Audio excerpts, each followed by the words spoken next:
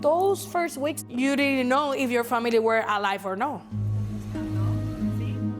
For Crisia Lopez, it's painful to remember her experience after Hurricane Maria barreled through Puerto Rico. There was no power, no water. When she finally got phone service, the first call that came through was one that would change her life. My best friend, she called me and she was like, Crisia, now is the time. What are you waiting for? ¿Qué más tienes que pensar? Move.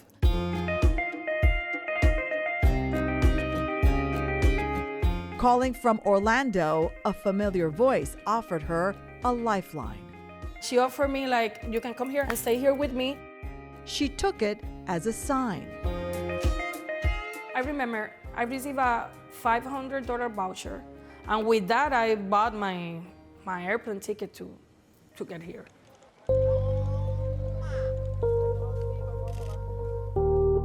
Lopez's story mirrors that of so many people who move after a climate event.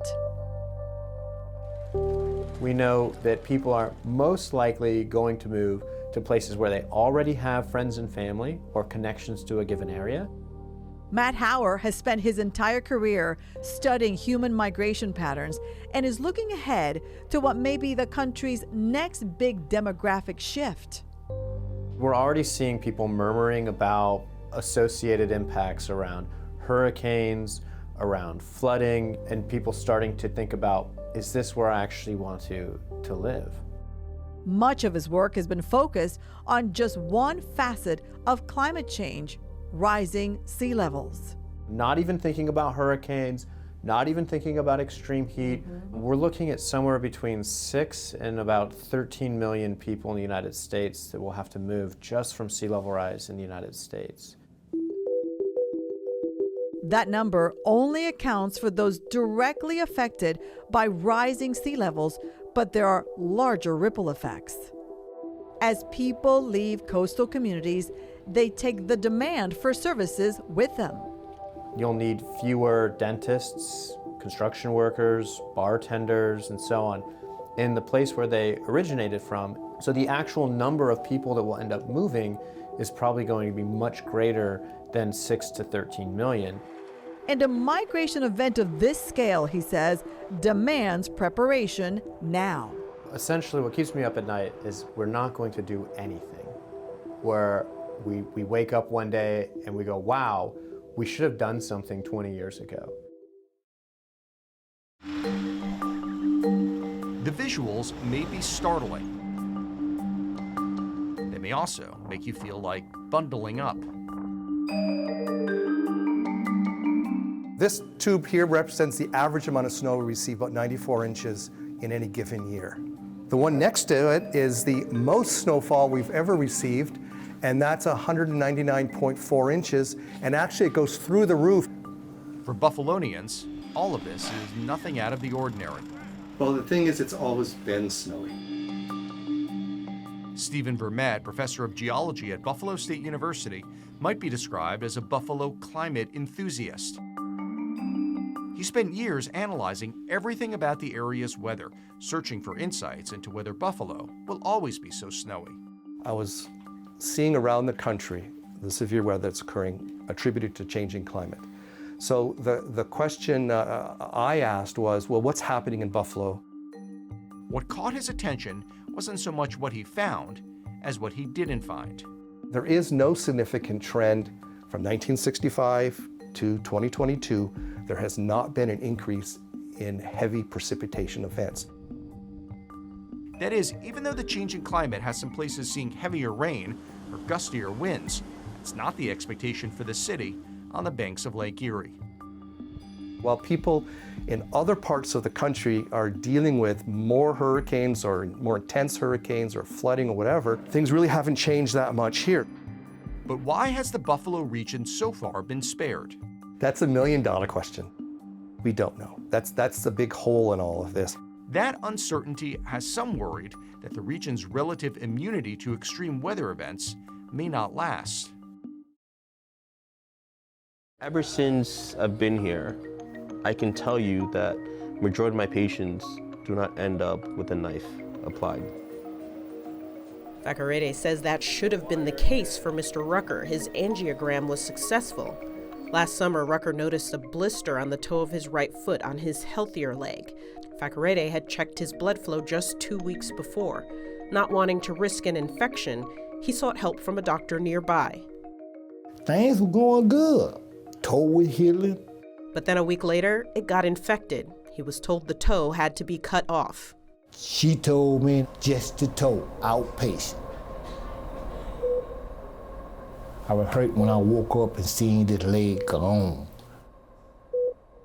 Rucker woke up in the hospital to find his leg had been amputated below the knee. Faccarete insists the amputation wasn't necessary, but says he wasn't surprised the leg had been removed without consent. The first line of treatment that is offered nationally is an amputation. And the people who are offered those are more likely to be those who have low socioeconomic status or who are minorities. That, he says, is not a coincidence. We can't deny that systemic racism does not exist in healthcare. It does. There are still some racially biased attitudes that are enshrined in policy.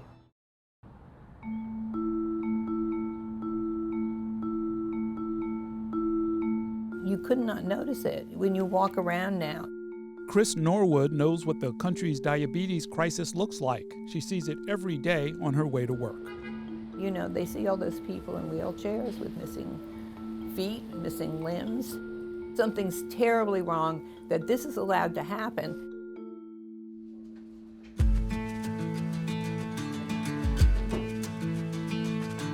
Norwood is holding a community meeting for the Diabetes Self-Management Program. It really is nice to see everyone. A federally recognized 6-week curriculum designed to give people the knowledge and tools they need to better manage their diabetes. The program covers the basics like nutrition, reading food labels, and A1C monitoring.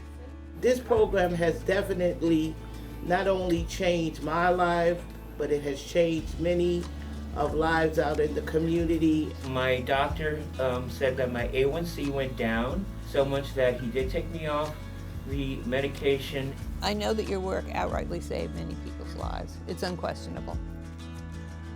She attributes the program's success to lessons she learned over a 30-year career, which started with a battle against another health crisis facing the South Bronx. Used needles and cracked vials are facts of daily life for youngsters who use the Bryant Avenue Bridge to get across the Bruckner Expressway. The Centers for Disease Control estimates more than 100,000 people in New York City are infected with HIV. That was the combined crack epidemic and AIDS epidemic. You know, they didn't know anything, everybody was getting it. But Norwood witnessed a motivation to help within the most vulnerable communities. At that time, women who'd been diagnosed with AIDS had on average a year to live. And when we put out word and said, do you want to be a peer educator? Many women said they did. They said they wanted to spend whatever time they had left helping other people. The community group, Health People, created more successful peer-led programs to focus on issues like asthma and smoking addiction. And then diabetes just exploded. This area has always been an energy provider. You know, we have acres and acres of flat mountaintop that have been stripped. It's been stripped so that we could set up enormous solar farms. That the coal industries have always kind of held this area captive. They never wanted any other industry in here. The Hemphill Community Center is a former school for kids of coal miners in an old coal camp. Outside, a monument to ones killed in the mines. And on the roof, solar panels, like we saw at the Coal Mining Museum.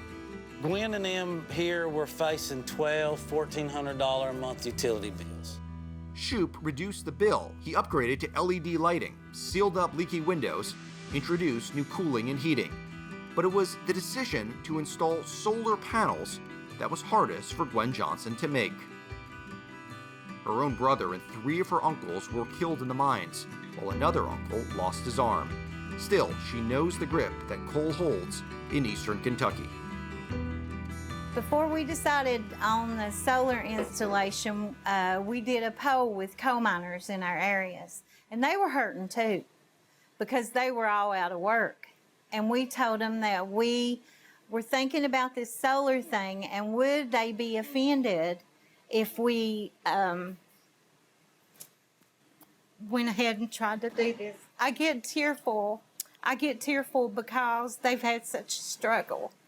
And we just kind of been left high and dry here. But without fail, they all said the same thing. What did they say? Some variation of this.